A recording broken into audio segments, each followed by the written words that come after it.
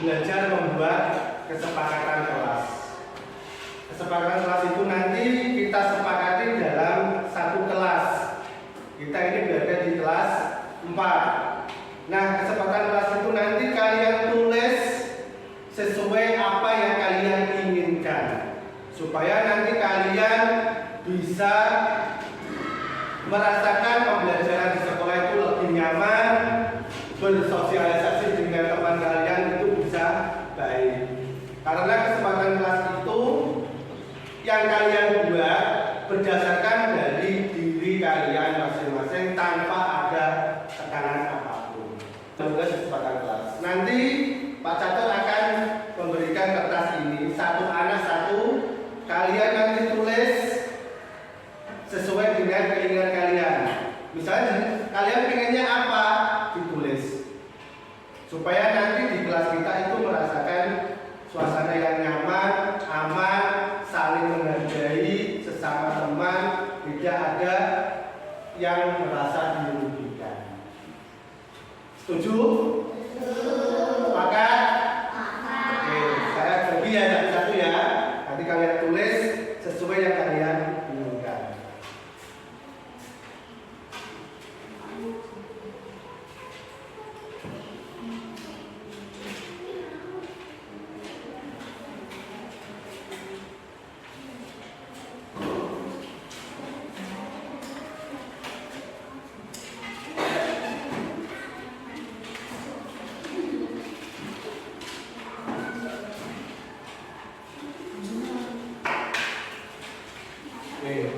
Dan terima semua. Itu nanti kita tambahkan di sini. Kalian tulis dulu apa yang kalian lihat, terus nanti kita tambah. Oke, silakan. Ayo ditulis sesuai dengan keinginan kalian.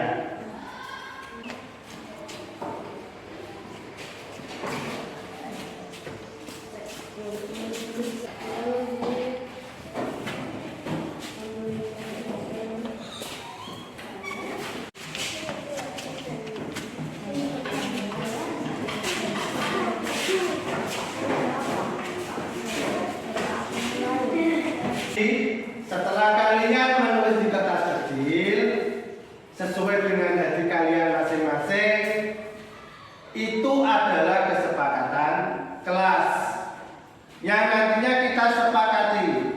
Tapi sebelumnya Pak Catur minta tolong dua anak, Akifah dan Meme, bisa maju ke depan menulis hasil kesepakatan kelas ini di papan tulis. Tolong Pak Catur dituliskan. Bawa bukunya.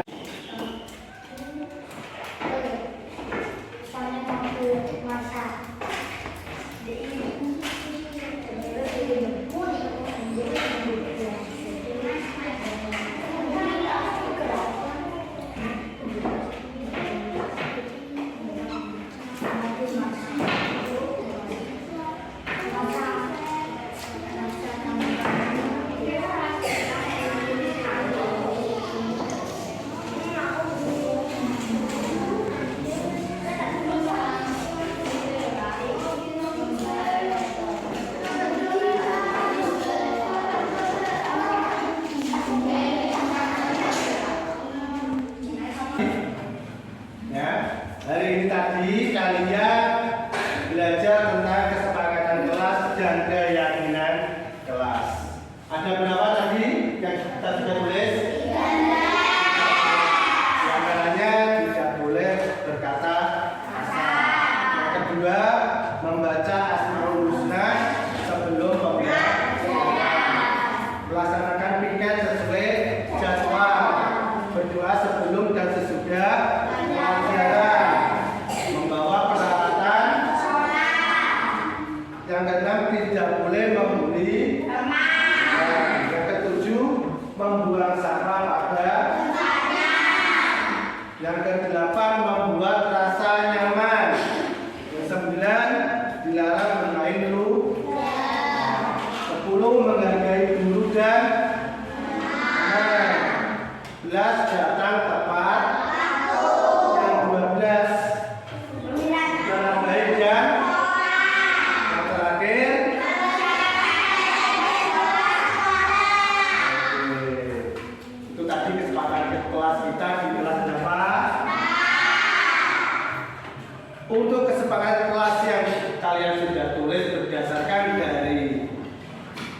diri kalian sendiri. Kita sepakati, boleh tidak? Boleh. Harus kita sepakati supaya kita dalam pembelajaran di kelas 4 itu nanti kita merasakan nyaman, bahagia, saling menghargai sesama menghargai bapak dan ibu. Sepakat?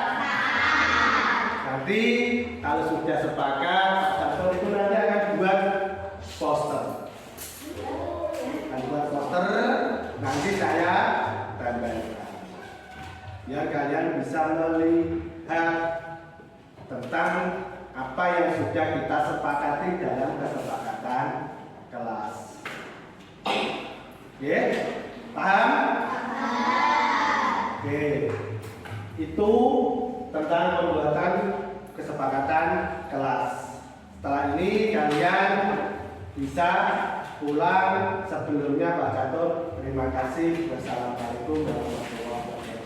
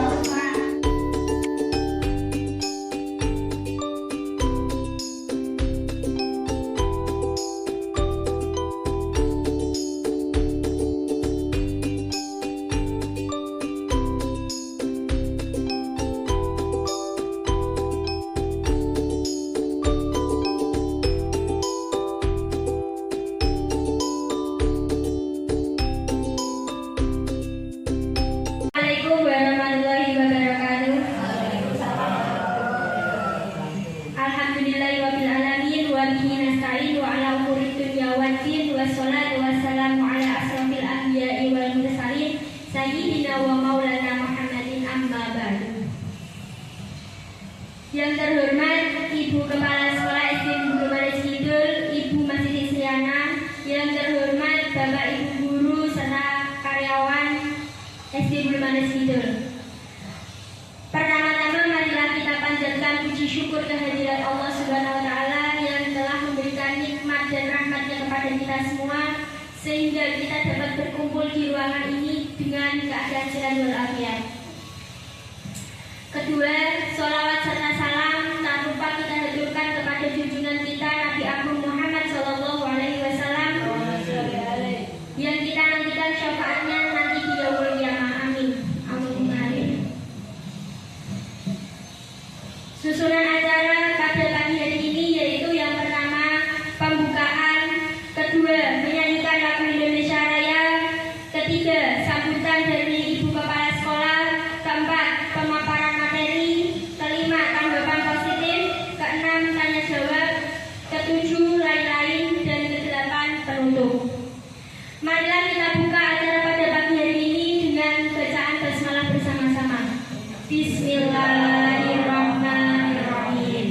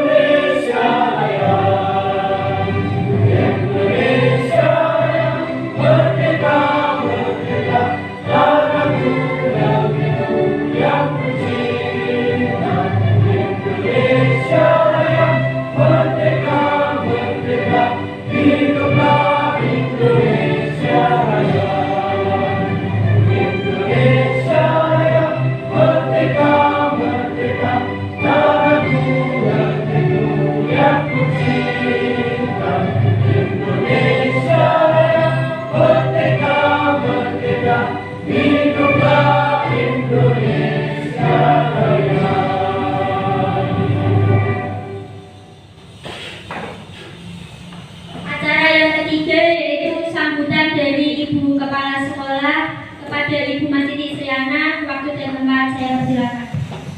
Bismillahirrahmanirrahim. Assalamualaikum warahmatullahi wabarakatuh. A'udzubillahi minasyaitonirrajim. Bismillahirrahmanirrahim. Wassalatu wassalamu ala asrofil anbiya'i wal mursalin sayyidina wa maulana Muhammadin wa ala alihi washabihi ajma'in, amma ba'du. Yang terhormat Bapak Ibu guru beserta staf karyawan dan rekan-rekan dari SD Negeri Bulu Mansur. Pertama, puji syukur kehadirat Allah Subhanahu wa Ta'ala, di mana sampai hari ini kita masih menerima rahmat hidayah dan menerima rezeki yang dilimpahkan kepada kita, terutama rezeki sehat. Yang kedua, sholawat serta salam kita haturkan kepada beliau Nabi Agung Muhammad SAW yang kita nantikan syafaatnya di kelak hari yaumul kiamah. Bapak Ibu, terima kasih atas waktu yang diberikan kepada kami, kepada saya. Pada pagi hari ini kita berkumpul di salah satu ruangan SD Negeri Bulu Manis Kidul untuk ya semacam kita kegiatan seperti pemaparan, kemudian kegiatan-kegiatan yang berkaitan dengan CGP yaitu calon guru penggerak, di mana di SD kita ada 3 orang Bapak Ibu guru yang sedang menjalani kegiatan calon guru penggerak. Di sini sesuai dengan temanya yaitu diseminasi budaya positif. Mungkin dari Bapak Ibu yang mengikuti CGP paham apa arti diseminasi, tapi mungkin ada beberapa Bapak Ibu yang belum paham apa itu diseminasi. Nah, ini nanti akan disampaikan oleh Bapak Ibu yang berkaitan dengan CGP ya. Diseminasi secara umum itu artinya adalah menyebarluaskan hal-hal yang bersifat pengetahuan, ide, gagasan. Nah, di sini yang disebarluaskan adalah pengetahuan, ide, gagasan yang bersifat positif. Karena di sini kita berhubungan dengan anak didik, dengan siswa, maka diseminasi budaya positif ini sangat penting sekali. Dan syukur alhamdulillah di SD kita ini ada yang berkaitan dengan ini nanti kegiatan diseminasi. Semoga saja kegiatan pada pagi hari ini memberikan manfaat untuk kemajuan SD negeri kita pada umumnya dan khususnya bagi Bapak Ibu yang sedang menjalani program CGP dengan menularkan hal-hal yang bersifat positif yang nantinya bisa menjadikan peningkatan mutu di SD Negeri Bulu Manis Kidul. Harapan saya dengan adanya CGP ini yang diikuti oleh Bapak Hindi, Bapak Cato dan Ibu Cici ini nanti kita betul-betul menjadi guru yang tergerak, bergerak dan menggerakkan.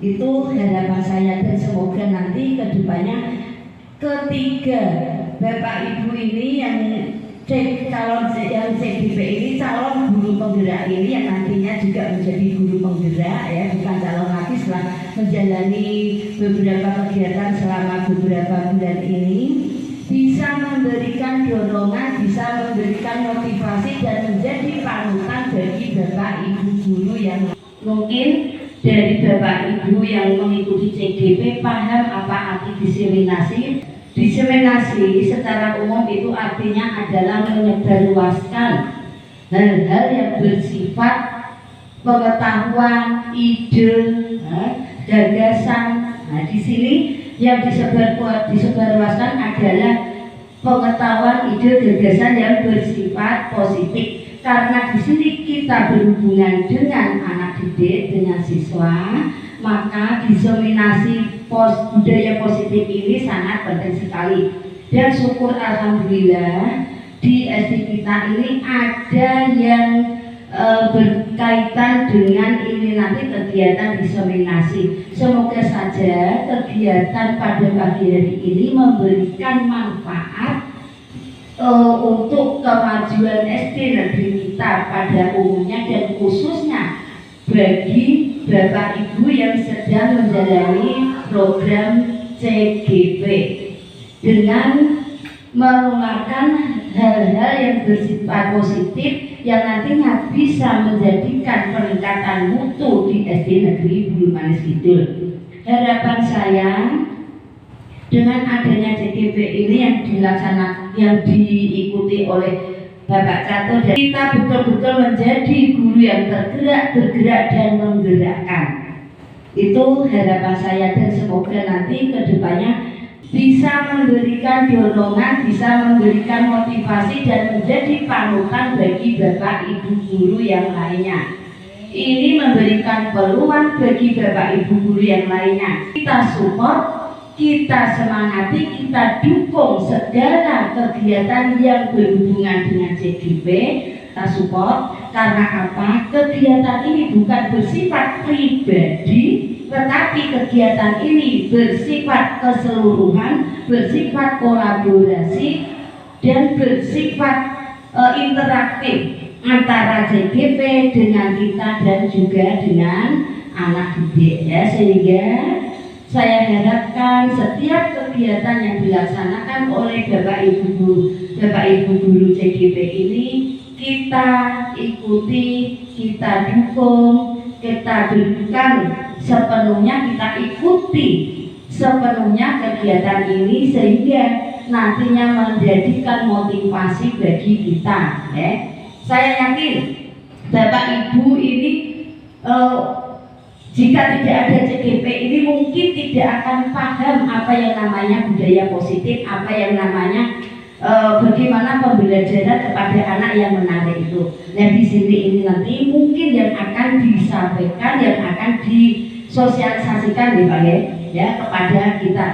Sekali lagi saya ucapkan sukses, semangat dan terima kasih atas atas aktivitasnya, atas sportivitasnya, dan karena merasa bertanggung jawab saya sebagai guru, tupoksi kita sebagai guru, maka kegiatan CGP ini adalah salah satu wadah untuk menyalurkan tupoksi itu. Harapan saya nanti selanjutnya dari hasil CGP ini memberikan manfaat yang besar sekali di SD kita. Itu yang bisa saya sampaikan. Sekali lagi sukses, sukses, sukses, dan semoga saja Tuhan selalu melindungi Bapak Catur dan senantiasa diberikan kesehatan, diberikan kelancaran sampai nanti di akhirnya menyandang gelar guru penggerak, bukan calon guru penggerak lagi.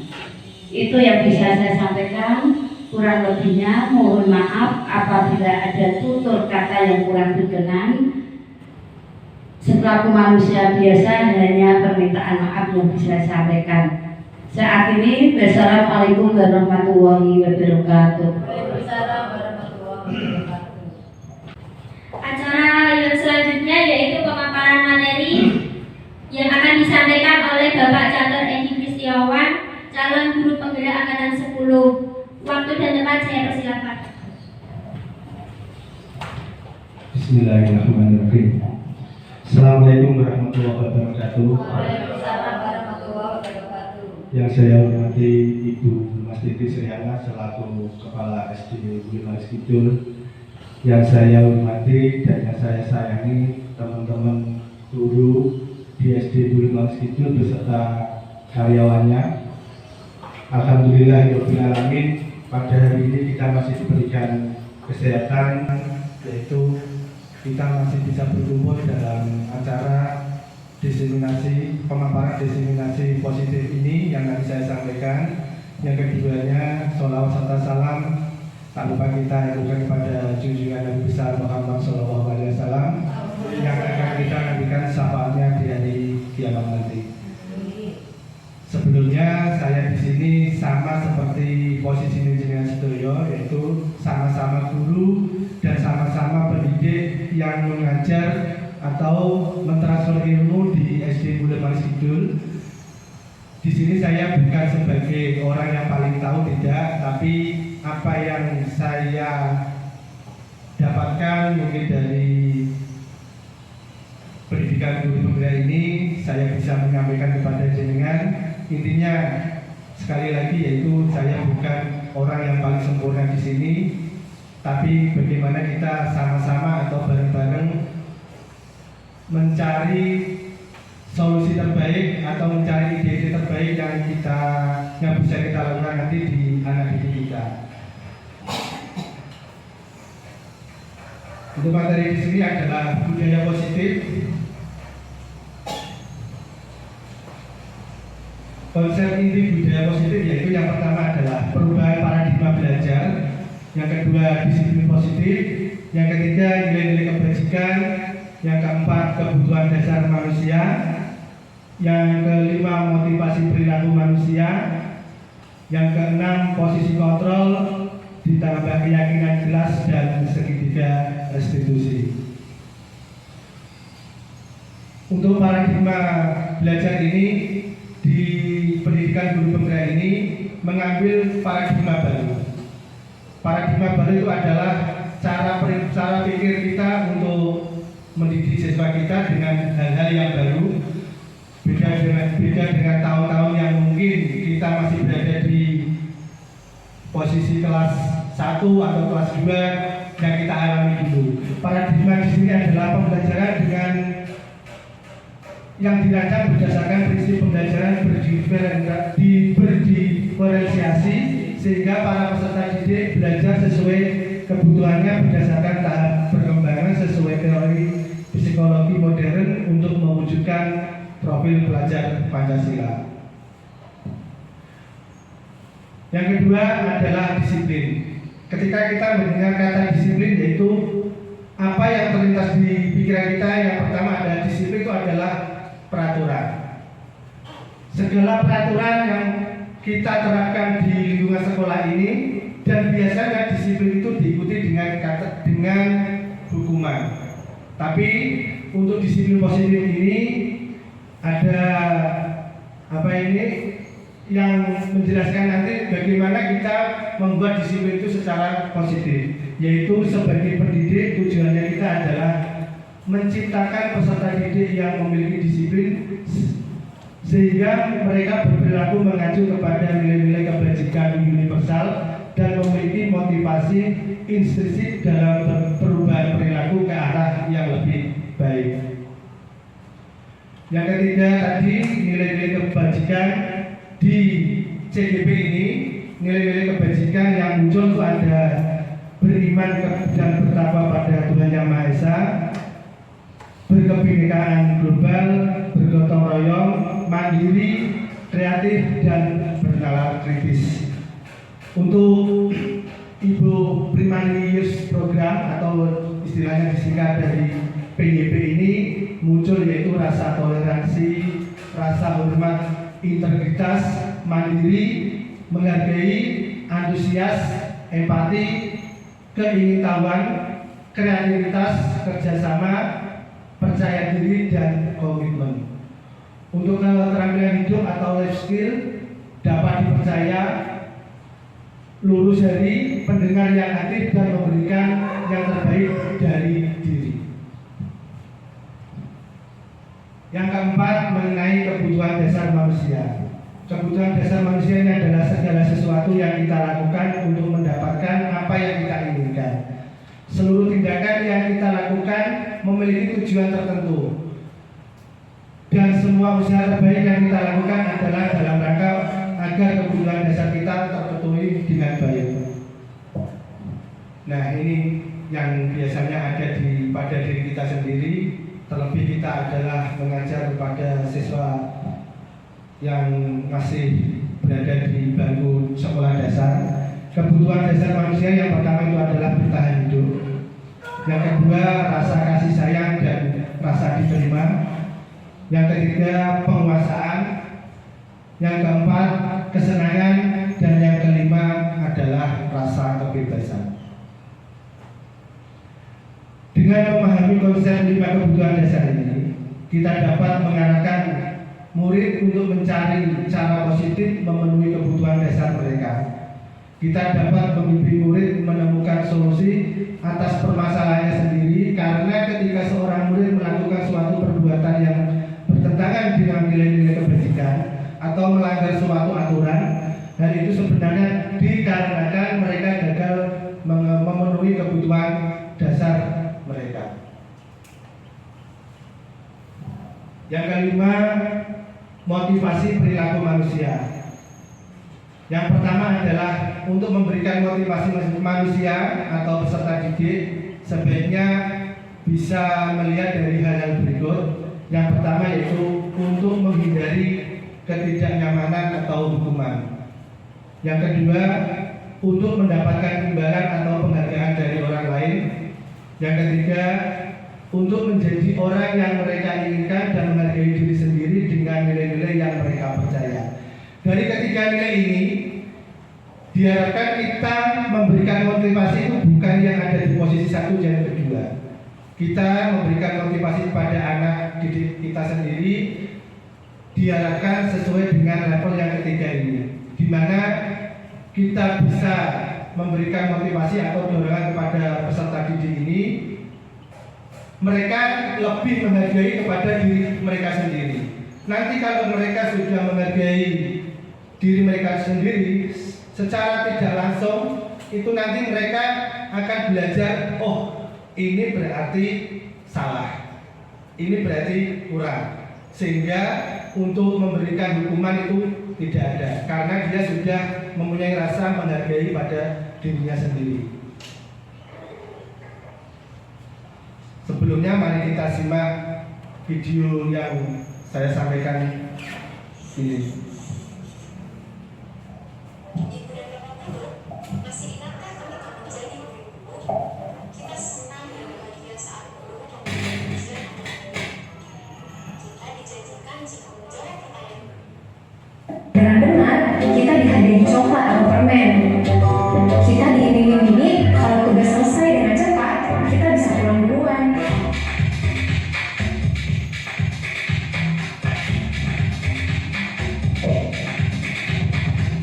Terkadang, kita memberikan hadiah atau pujian pada murid supaya mereka termotivasi dan semangat, supaya mereka rajin dan giat. Kita merasa hadiah dan pujian ini sangat penting bagi murid, tetapi apakah hal itu sudah tepat dan sesuai dengan kebutuhan murid? Diane Gozen menjelaskan bahwa mendapatkan hadiah atau pujian dari orang lain bisa menjadi motivasi seseorang melakukan sesuatu.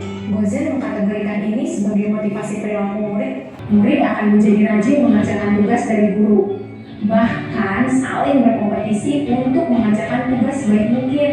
Namun, perilaku ini dekat dengan rasa kecewa. Jika energi yang sudah dikerahkan tidak berbalas sesuai dengan janji hadiah, maka akan muncul rasa kesal, marah, dan bahkan rasa tidak dihargai. Ini karena hadiah dan pujian adalah motivasi yang datang dari luar diri mereka, atau disebut motivasi.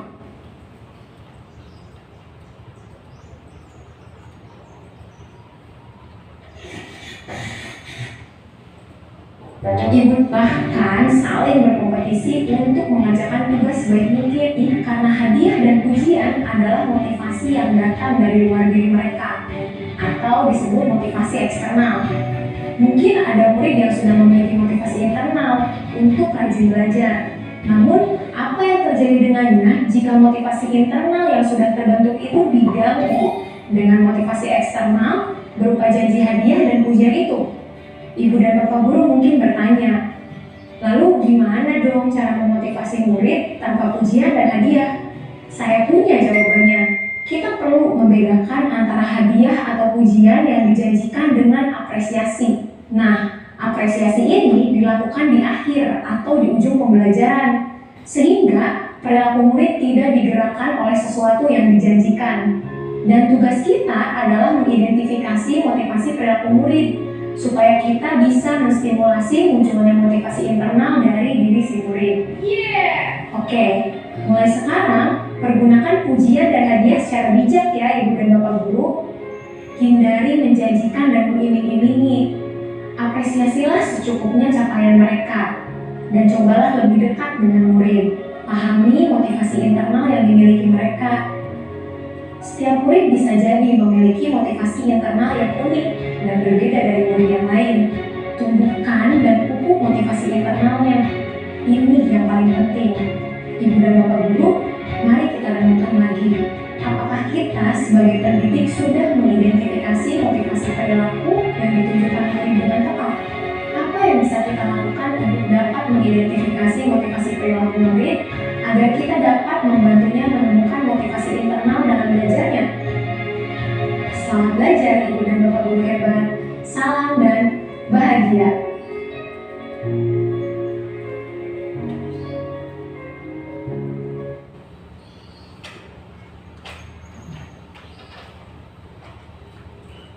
Saya lanjutkan. Setelah menyimak dari video tadi mengenai motivasi, dalam diri siswa itu sendiri motivasi itu ada dua. Motivasi yang timbul dari diri sendiri dan motivasi yang dari luar. Tadi dalam menyimak video itu tadi, di mana kita tidak boleh memberikan semacam hadiah kepada anak. Karena kenapa? Kalau ketika anak itu melakukan sesuatu dengan iming-iming atau diberikan hadiah, nanti secara nggak langsung perasaan yang muncul pada dirinya sendiri itu dia melakukan seperti itu karena pengen mendapatkan yaitu pujian atau iming-iming berupa hadiah itu tadi. Bagaimana kita sebagai pendidik kita harus lebih dekat kepada anak-anak dalam memberikan motivasi secara dari dalam, karena setiap anak atau setiap peserta didik itu pasti punya motivasi dalam diri mereka masing-masing. Bagaimana kita tinggal membangun atau memberikan dorongan kepada peserta didik itu. Karena dengan kita membangun yang dari dalam itu secara nggak langsung nanti peserta didik akan bisa melakukan atau memenuhi kebutuhan dasar mereka sendiri dengan rasa yang tanggung jawab. Nah, di sini dibedakan yaitu ada hukuman, konsekuensi, dan restitusi. Untuk hukuman biasanya itu bersifat tidak terencana atau tiba-tiba, murid tidak tahu apa-apa yang akan terjadi dan tidak dilibatkan. Yang ketiga adalah bersifat satu arah. Yang keempat berupa hukuman fisik atau psikis. Yang selanjutnya konsekuensi, biasanya ada terencana, disepakati sesuai peraturan. Yang kedua, murid tetap dibuat tidak nyaman. Yang ketiga, sikap guru selalu memonitor murid. Nah, ini yang tahapan yang ketiga atau cara yang ketiga yaitu restitusi. Di sini restitusi itu gambarannya seperti ini. Kita lebih mendekatkan diri kepada peserta didik mengenai masalah-masalah yang mereka lakukan. Yang pertama, bisa menggunakan proses menciptakan kondisi bagi murid itu. Yang kedua, proses kolaboratif yang mengajarkan murid untuk mencari solusi sendiri. Yang keenam, tentang posisi kontrol seorang guru. Yang pertama adalah penghukum. Yang kedua, pembuat rasa bersalah. yang ketiga pemantau, yang keempat sebagai teman, dan yang kelima ini adalah sebagai manajer. Posisi kontrol menurut Dejan Goosen yang pertama adalah pemukul. Penjelasannya seperti ini: guru percaya bahwa cara dia yang terbaik.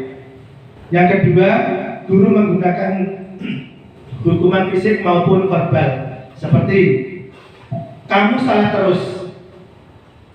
Yang kedua, selalu pasti kamu yang terakhir. Misalnya lagi, patuhi aturannya, awas kalau salah. Ya mungkin ini adalah secara nggak langsung memang mungkin kita tahu karena kita dulu itu adalah posisi sebagai korban.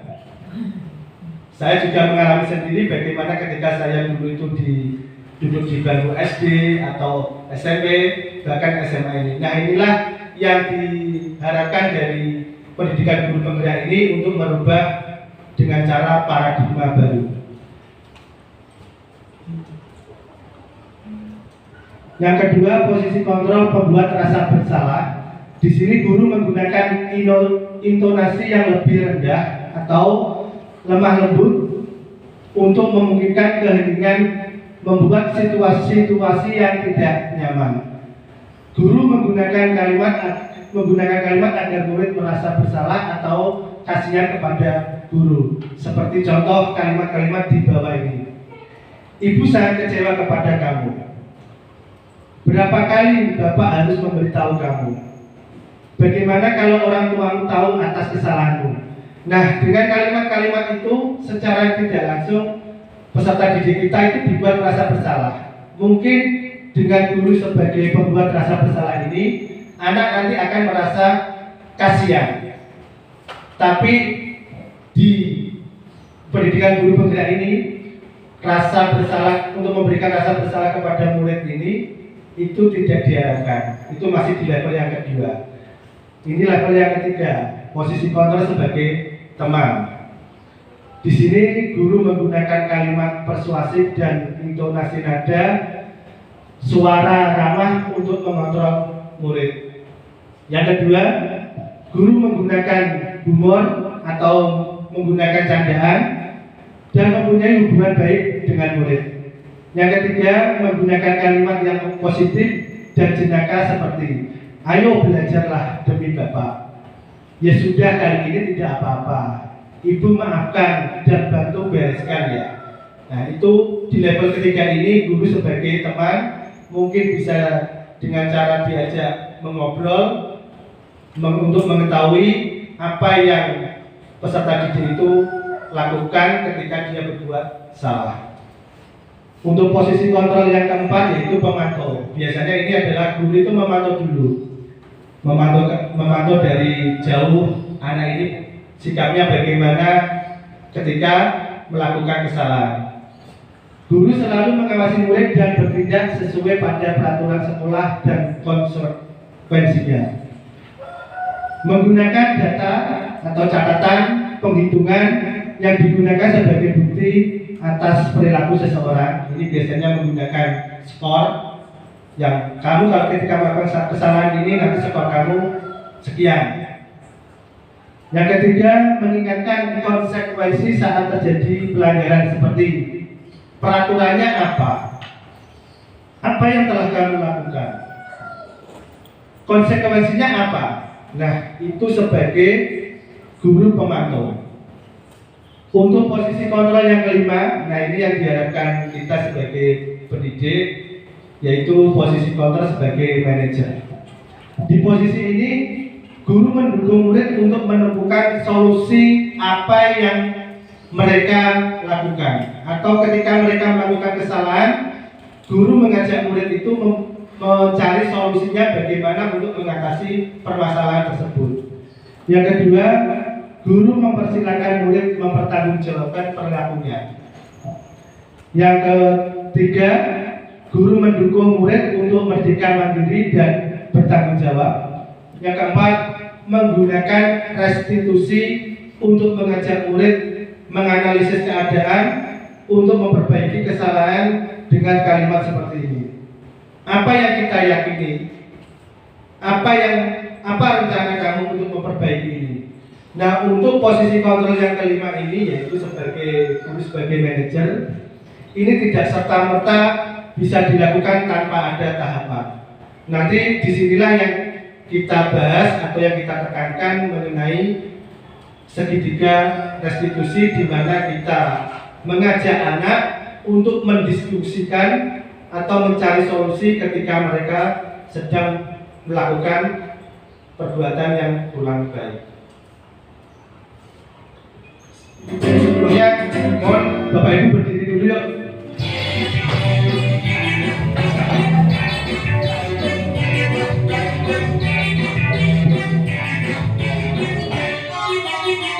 Tangan diputar-putar, bertepuk tangan diputar-putar, rianglah bahu.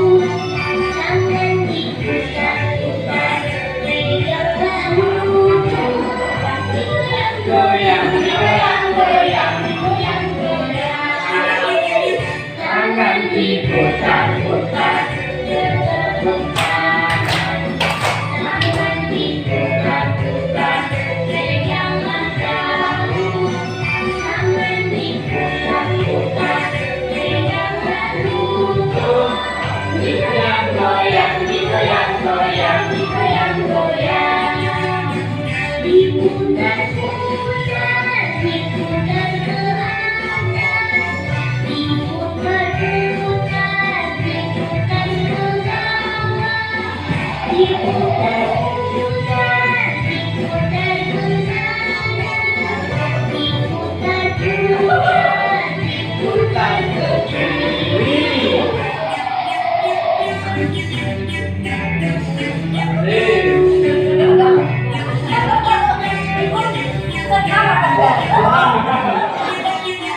Tangan diputar-putar, bertepuk tangan.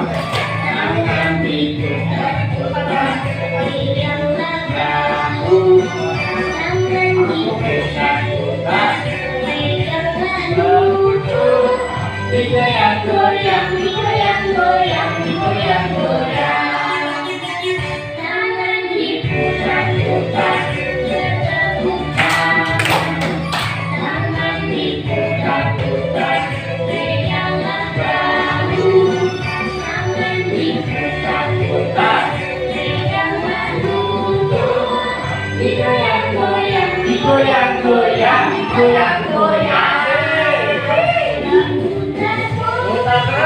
Diputar ke atas, diputar-putar, diputar ke bawah. Diputar-putar, diputar ke kanan. Diputar-putar, diputar ke kiri.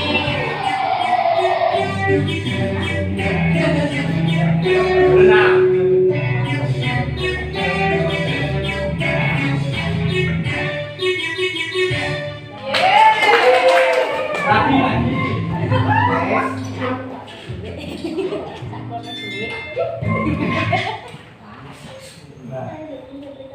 Setelah dibikin tadi, diharapkan Bapak Ibu tidak mengantuk, dan nanti ketika jam makan siang itu bisa langsung habis ketika memakannya.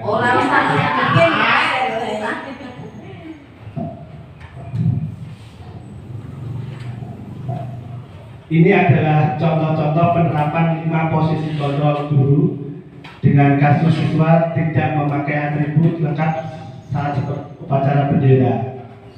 Seperti ini, ketika penghukum di posisi penghukum biasanya hormat bendera selama 1 jam. Nah, ini secara nggak langsung ini ya, dulu juga pernah kita alami ketika kita masih duduk di bangku sekolah. Ini adalah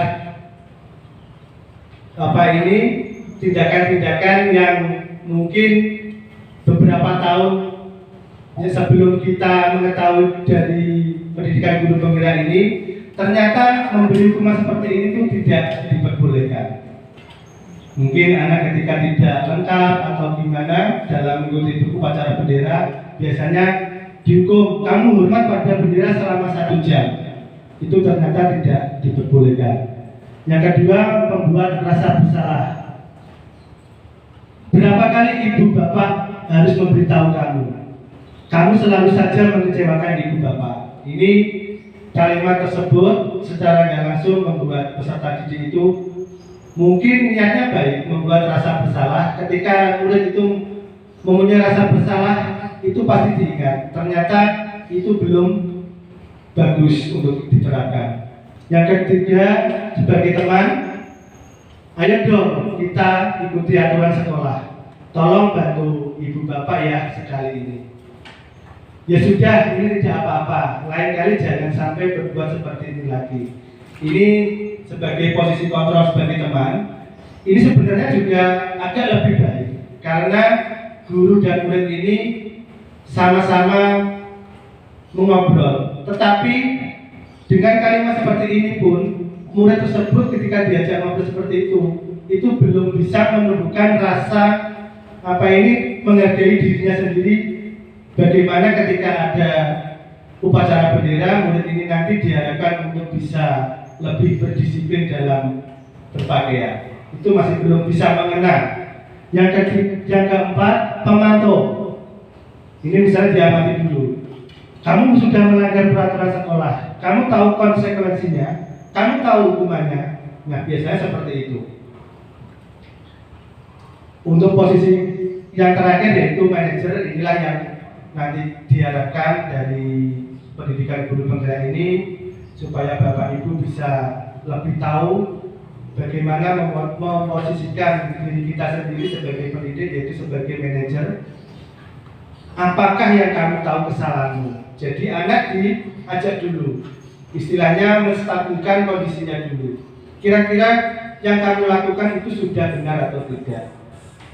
Baru setelah itu anak dicari kesalahannya untuk validasi tindakan yang salah. Setelah itu anak diharapkan untuk bisa tahu tentang keyakinan kelas atau keyakinan sekolah yang mungkin di sekolahan itu sudah diterapkan. Kira-kira bagaimana kamu memperbaiki kesalahanmu? Nah, itu adalah kalimat di mana kita sebagai guru memberikan murid atau memberikan siswa itu sendiri tahu dengan kesalahannya yang mereka lakukan dan disuruh siswa itu untuk mencari solusinya. Setelah itu diharapkan siswa itu nanti bisa lebih menghargai pada dirinya sendiri. Oh, ternyata ketika saya ada upacara bendera, saya tidak memakai atribut lengkap, saya sudah tidak menghargai diri saya sendiri. Bukan seperti ini, ketika dia tidak memakai atribut lengkap, dia bilang dalam hati gini, alah nanti paling dihukum sebentar saja. Enggak. Itu anak peserta didik itu merasa kurang bisa menghargai dirinya sendiri. Nah, yang ketujuh, mengapa keyakinan kelas dan mengapa bukan peraturan kelas? Sebelumnya ini ada video. Sampai saat ini Ibu dan Bapak Guru sudah siap untuk mempraktikkan proses restitusi di kelas. Namun sebelum itu kita akan belajar terlebih dahulu mengenai keyakinan kelas yang nantinya akan membantu guru dalam membimbing muridnya sampai melakukan restitusi.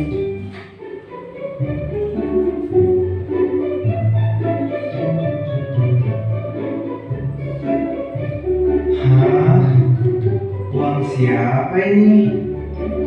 Bu Guru, saya uang.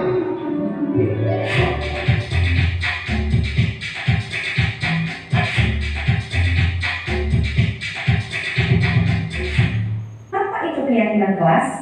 Apakah sama dengan peraturan kelas? Mari kita ingat kembali cerita Julio tadi. Menurut Ibu dan Bapak Guru, apakah yang menjadi motivasi Julio mengambil tindakan tersebut? Padahal bisa saja Julio mengambil uang tersebut. Ia pun tidak akan dapat hukuman karena tidak akan ada yang mengetahuinya. Tidak ada juga penghargaan yang didapatkannya dari mengembalikan uang tersebut. Julio bertindak berdasarkan keyakinannya, yaitu tidak mengambil sesuatu yang bukan haknya. Mengapa keyakinan kelas, bukan peraturan kelas? Mari kita lihat contoh peraturan kelas PKB berikut. 1. Membuang sampah pada tempatnya. Yang kedua, merapikan kembali mainan setelah digunakan. Dan yang ketiga, melepaskan sepatu saat masuk kelas. Jika diperhatikan, tujuan dari ketiga peraturan itu adalah untuk kebersihan atau kenyamanan di kelas. Nilai-nilai kebersihan dan kenyamanan inilah yang disebut sebagai keyakinan, yaitu nilai-nilai kebajikan atau prinsip-prinsip universal yang disepakati bersama secara universal. Lepas dari latar belakang suku, negara, bahasa, maupun agama. Menurut David Goldman pada bukunya Restitution Restructuring School Discipline, suatu keyakinan akan lebih memotivasi seseorang dari dalam atau motivasi intrinsik. Seseorang akan lebih tergerak dan bersemangat menjalankan keyakinannya daripada mengikuti serangkaian peraturan. Begitu pula dengan murid-murid kita. Peraturan biasanya rinci dan konkret. Suatu kelas bisa memiliki lebih dari satu peraturan yang berkaitan dengan kebersihan dan kenyamanan. Peraturan juga bisa bertambah seiring waktu. Sedangkan keyakinan bersifat lebih abstrak dan universal dibanding peraturan. Segala sesuatu yang berkaitan dengan kenyamanan terkandung dalam satu keyakinan. Jika suatu saat ada murid kelas TKB yang makan di kelas dan berceceran, bisa saja guru harus menambah lagi peraturan baru, yaitu tidak makan di dalam kelas. Sedangkan jika memakai keyakinan kelas, guru hanya perlu mendalami kembali nilai keyakinan kepada muridnya yang nantinya berujung ke restitusi. Bagaimana membentuk keyakinan kelas? Keyakinan kelas akan menjadi keyakinan bersama seluruh anggota kelas. Lalu, bagaimana cara membentuk keyakinan kelas ini? Ada beberapa hal perlu diperhatikan terkait keyakinan kelas. Yang pertama, pembuatan keyakinan kelas melibatkan semua warga kelas. Yang kedua, keyakinan kelas hendaknya tidak terlalu banyak, sehingga mudah diingat dan dipahami oleh semua warga kelas. Yang ketiga, menggunakan kalimat positif. Yang keempat, keyakinan kelas sebaiknya sesuatu yang dapat diterapkan di lingkungan tersebut. Dan yang kelima, perlu adanya tinjauan kembali keyakinan kelas dari waktu ke waktu agar tetap relevan. Berikut langkah praktis yang ibu dan bapak guru bisa terapkan saat pembentukan keyakinan kelas. Yang pertama, membuka ruang diskusi. Memberikan kesempatan untuk semua murid menyampaikan masukannya mengenai keyakinan kelas yang perlu disepakati. Jika murid belum terbiasa dengan istilah keyakinan, maka bisa diajak dulu untuk mengusulkan peraturan. Yang kedua, mencatat. Mencatat semua pendapat murid di papan tulis atau kertas besar, sehingga semua bisa melihat hasil. Jika menemukan kalimat negatif, ubahlah dulu menjadi kalimat positif. Contohnya, jika ada yang mengusulkan peraturan tidak memotong pembicaraan teman, maka diubah terlebih dahulu menjadi kalimat positif, menghargai yang berbicara. Yang ketiga, merumuskan keyakinan. Ajak murid untuk menentukan nilai kebajikan atau keyakinan yang menjadi inti dari peraturan tersebut. Apa nilai atau inti dari peraturan nomor 1, 6, dan 7? Bimbing murid sampai merumuskan menjadi satu keyakinan. Ketiga peraturan ini dapat disarikan menjadi satu keyakinan, yaitu hormat atau menghormati semua orang dan barang milik orang lain. Peraturan nomor 2 dan 3 dapat disarikan menjadi satu keyakinan, yaitu bekerja dengan baik dan tekun. Peraturan nomor 4, 5, dan 8 dapat disarikan menjadi satu keyakinan, yaitu semua orang ingin merasa diterima dan dimiliki. Yang keempat, tinjau ulang.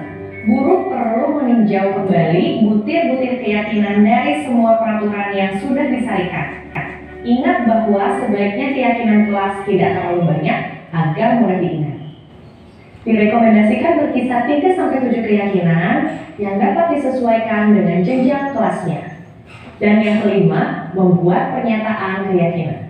Pastikan semua warga kelas memahami makna dari keyakinan tersebut. Guru dapat mengajak murid untuk merumuskan pernyataan keyakinan yang dapat dipahami bersama.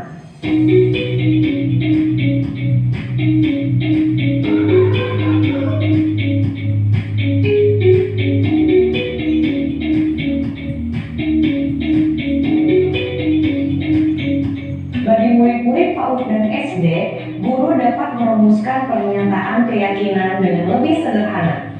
Kemudian, tempelkan gambar yang merepresentasikan setiap keyakinan. Misalnya, keyakinan hormat disederhanakan menjadi setiap anggota kelas perlu saling menghormati dan merasa aman. Keyakinan bekerja dapat disederhanakan menjadi setiap anggota kelas perlu menjadi dirinya yang terbaik. Keyakinan diterima dan dimiliki dapat disederhanakan menjadi setiap anggota kelas perlu saling membantu. Yang keenam, tanda tangan. Setelah keyakinan kelas selesai dibuat, semua murid dan guru menyetujui dengan menandatangani keyakinan kelas tersebut. Yang ketujuh, pajang. Pasang keyakinan kelas di dinding kelas yang mudah dilihat semua warga kelas.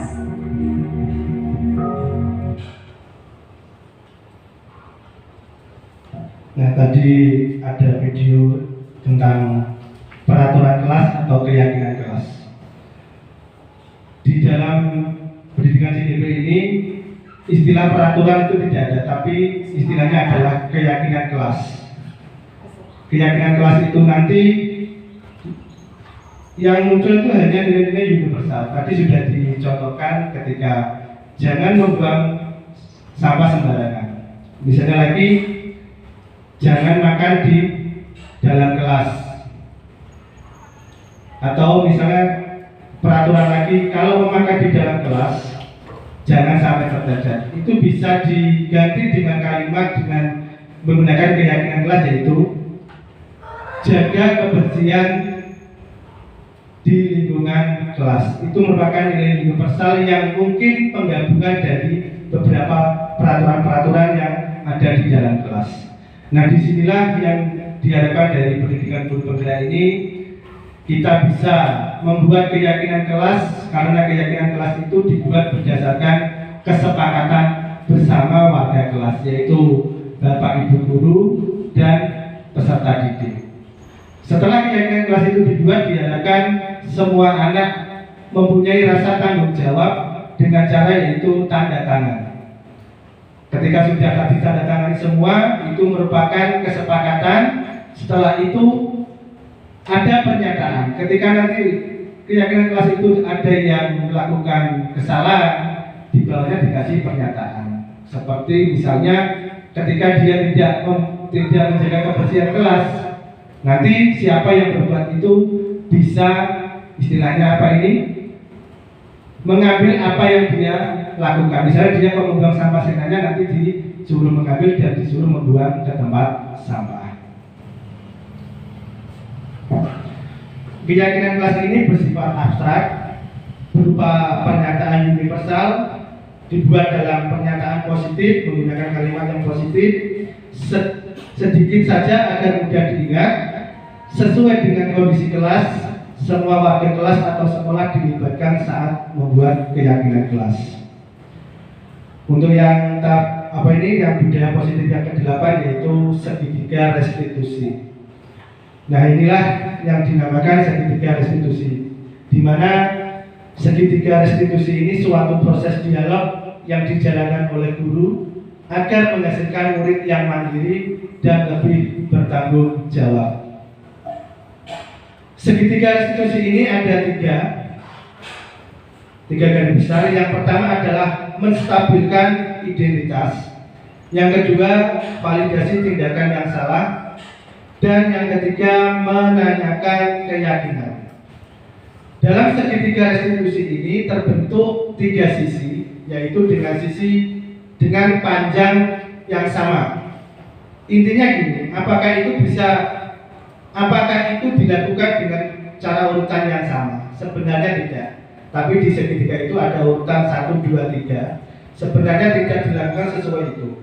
Mungkin kita bisa lakukan ke validasi tindakan dulu. Setelah itu baru menstabilkan identitas. Dan yang ketiga, menanyakan keyakinan. Tetapi dalam proses segitiga restitusi ini jangan sampai menghilangkan satu tindakan yang ada di segitiga restitusi ini.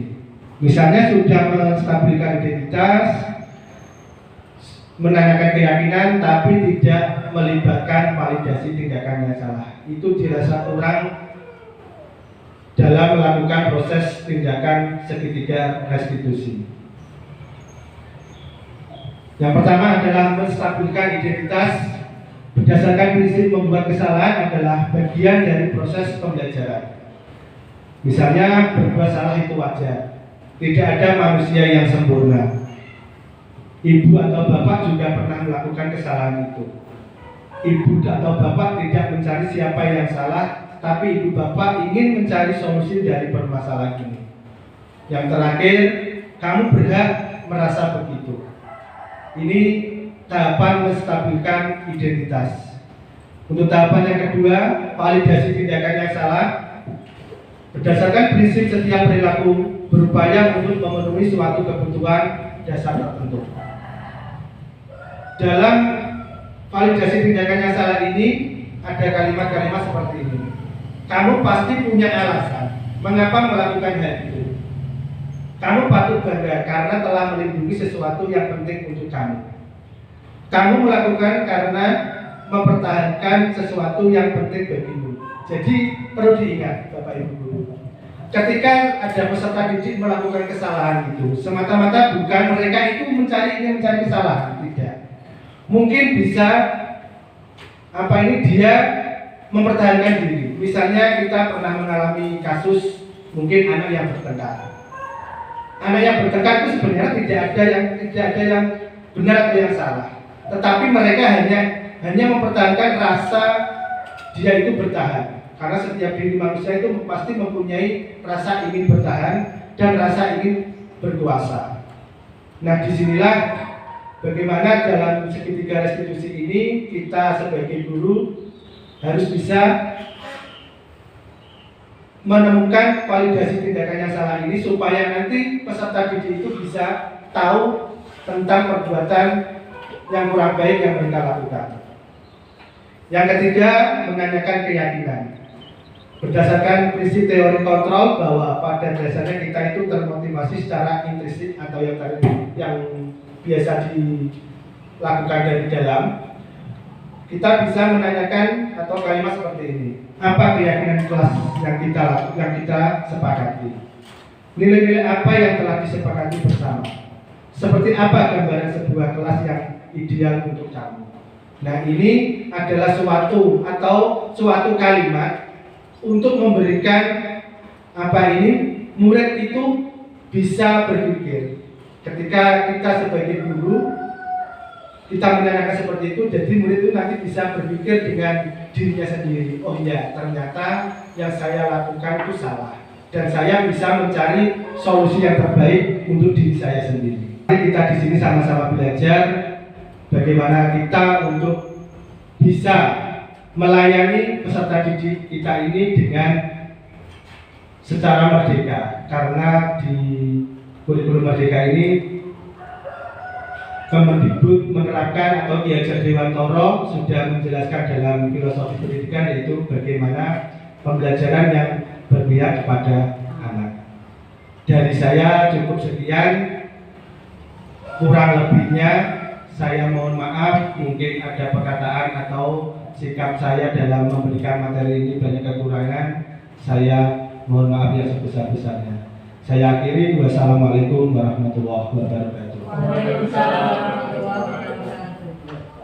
Terima kasih Pak Catur untuk paparan materinya. Yang kelima yaitu tanggapan positif dari Bapak Ibu Guru. Mungkin ada tanggapan yang ingin disampaikan kepada Pak Catur. Waktu dan tempat saya persilakan.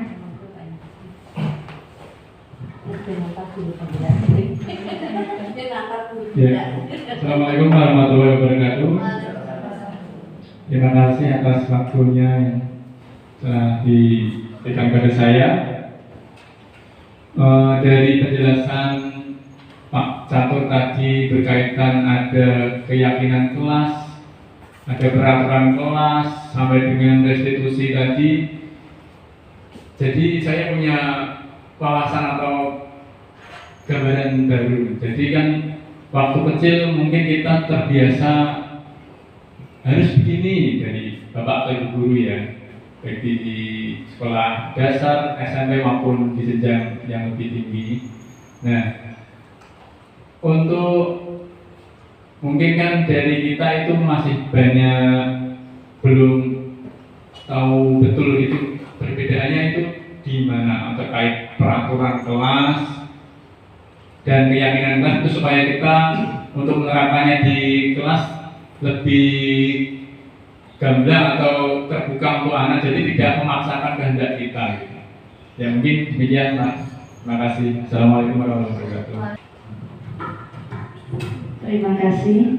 Mungkin ini semacam sharing ya Pak Catur ya, dan mungkin juga sedikit tanggapan ya dari Pak Indi. Mungkin peraturan kelas dan keyakinan kelas. Peraturan kelas tuh mungkin semacam peraturan yang bisa kita buat sendiri loh Pak, tanpa istilahnya ada kesepakatan atau ya kita dulu punya peraturan seperti ini, mungkin sifatnya itu setengah memaksakan, jadi setengah mungkin gitu ya. Kalau keyakinan itu mungkin kok kelihatannya kok antara kesepakatan kita dengan anak didik dan mengarah pada yang sifatnya itu kebebasan anak didik, tapi kebebasan yang dikontrol oleh guru ya. Kemungkinan itu yang bisa saya tambahkan. Semacam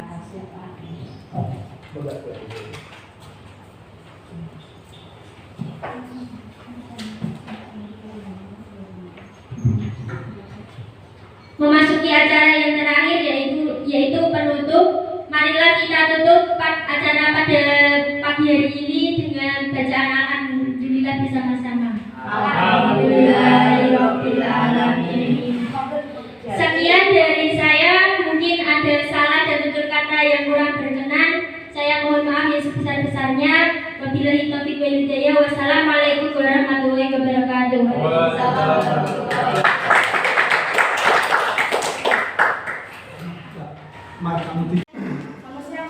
Siang, silakan duduk Nala.